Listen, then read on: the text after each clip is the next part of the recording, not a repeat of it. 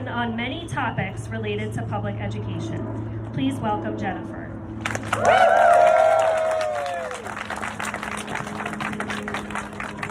I'm Jennifer Litton Tidd. I'm a co-founder of Neurodivergent Liberation Coalition. We are an intersectional civil rights advocacy group working to liberate neurodivergent people from the dehumanization and discrimination of living in a world built entirely around neurotypicality.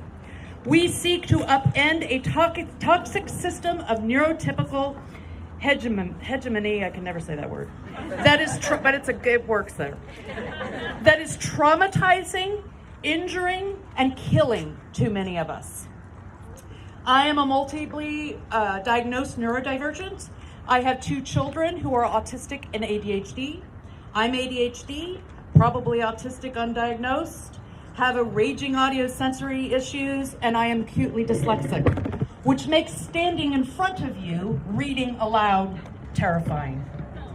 But I terrorize myself because I must. Self-advocate, or we're in danger of losing 50 years of progress to those whom I call the new segregationists. But first, before I go into talking about the new segregationists, I wanted to state that 2 times more neurodivergent people identify as LGBTQ identities and 3 times more autistic people. So at NDLC, we wanted to publicly, and we've already been doing that, condemn the rhetoric that's coming from all over the state that has caused the hateful policies that have just been passed. We stand behind our neuroqueer children and all children who are impacted by this. Right on, neuroqueers. Taking the weird up 2 times. Okay. Do you know what the dirty little secret of the school choice movement is? They say they're fighting for choices. They push for states to fund private schools that aren't compliant with federal anti-discrimination laws. Private schools aren't beholden to IDEA or the ADA, not LGBTQ anti-discrimination laws, nor racial civil rights laws. They can and do discriminate with impunity. And I don't know where I am. They want the choice to discriminate against disabled, Black, brown, and LGBTQ kids.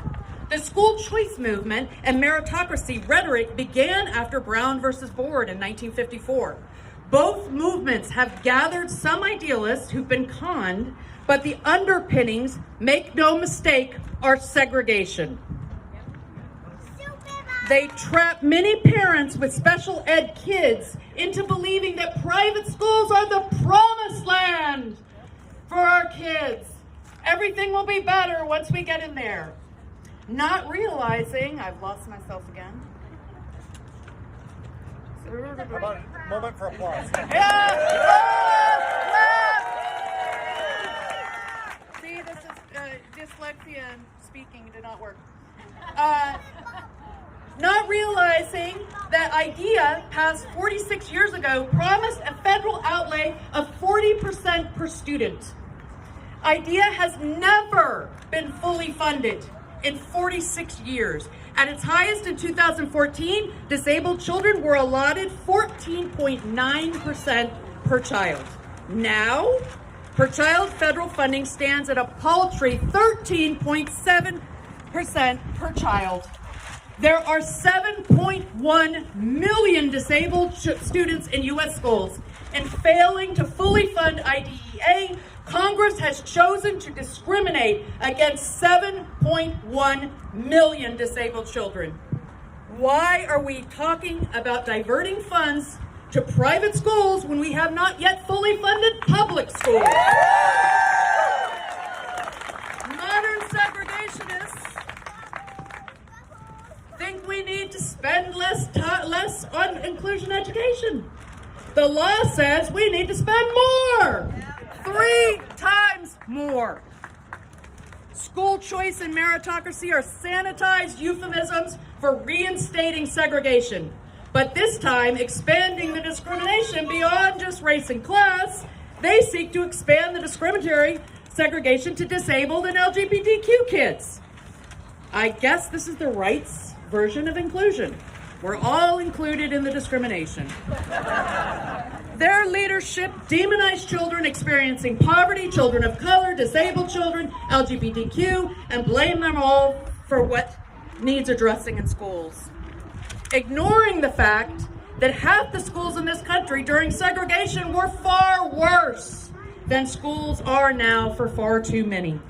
Those who look back on the good old days for schools were gratuitously privileged. Make America great again. I ask you, when was again? What glorious time in history do these folks want to revisit? Make no mistake, they're talking about taking schools back, are referring to the time before the Brown v. Board decision. They are ignoring that disabled children weren't allowed to go to school. Many kids experiencing poverty quit school in their early teens. Black children attended schools with few resources and buildings falling down around them. And before 1938, 18% of American workers were children under 16. Is that again?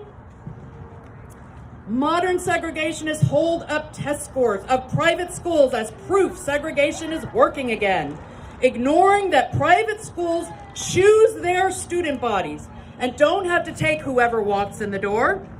They handpick overachievers, the privileged, and best behaved, which in effect is gaming the test scores and the data.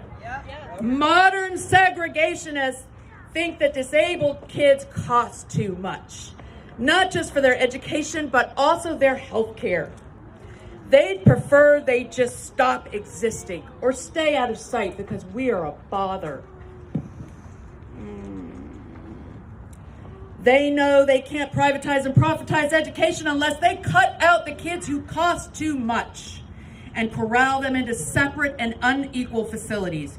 Justice Marshall opined in Brown v. Board, separate is inherently unequal.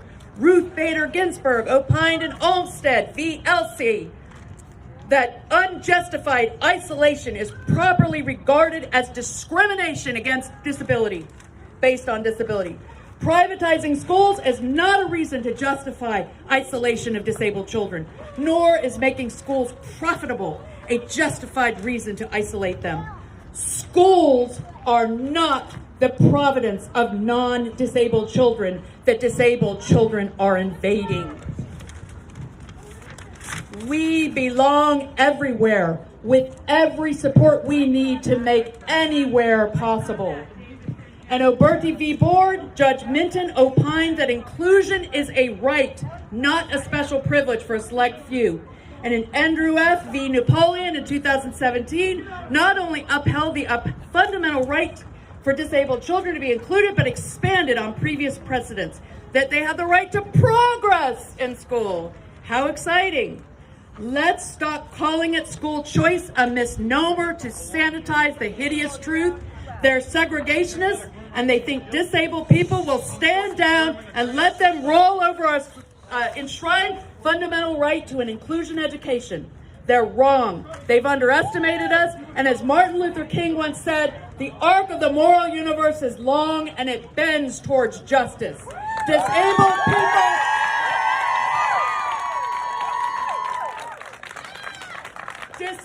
people belong everywhere, and everywhere is where we intend to stay.